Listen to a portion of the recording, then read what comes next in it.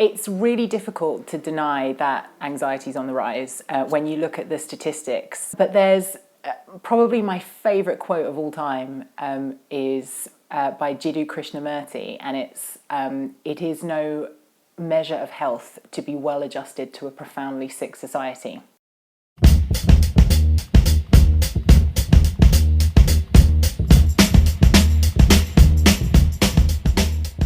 So I think a lot of anxiety can be attributed just to the fact that we're not supposed to live like this, and people are just under increasing pressure to hold it together. Particularly women, you have to look like you are managing everything seamlessly. You're kind of smashing the glass ceiling with your Jimmy Choo with like a baby in one hand, having just got back into your size 8 skinny jeans because you've run a marathon kind of thing, and you can't look like you're struggling with it. The organisation of which I'm 1/3, the Self Esteem Team, we work with 4 experts, and we have all done mental health first aid training.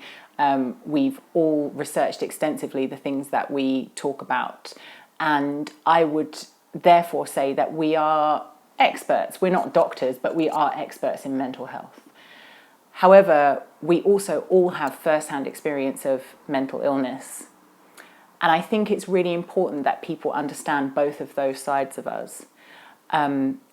And so I spoke out about my own experience of mental health issues because, first of all, because I think it's important that people do share their experiences, but second of all, because I think it lends credibility if you have had experience of the things that you're talking about and if you understand what it's like. However, I did have to battle really hard then, certainly in terms of my media profile, to go from case study to expert, because the two don't sit comfortably in a lot of people's minds, and that's another prejudice that I think we need to work on.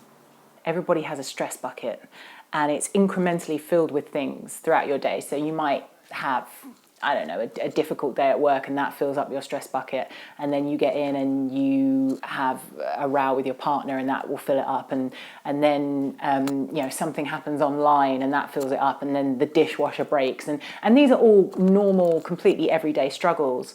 But if you don't have an outlet, if you don't have a tap on your stress bucket, it gets to the point where it overflows, and that's the point where you could spiral into panic or anxiety or depression, or potentially even end up feeling suicidal, depending on your circumstances. So it's finding an outlet, finding what your tap is. Obvious thing would be talking, writing your feelings down, and also anything that you do that's creative and you do it just for fun, exercise, music, art. These things, they aren't optional extras on life. They're actually necessary for our survival because they're a kind of escape and an outlet for the negative emotions that we encounter. So my primary mental health diagnosis is anxiety. I didn't know that for a long time. So looking back and knowing what I know now about mental illness and mental health, I've had anxiety since I was about 10.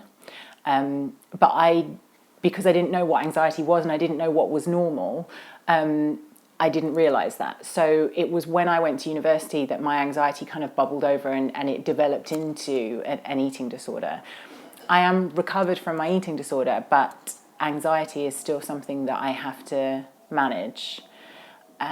It's just part of my makeup, but that's okay.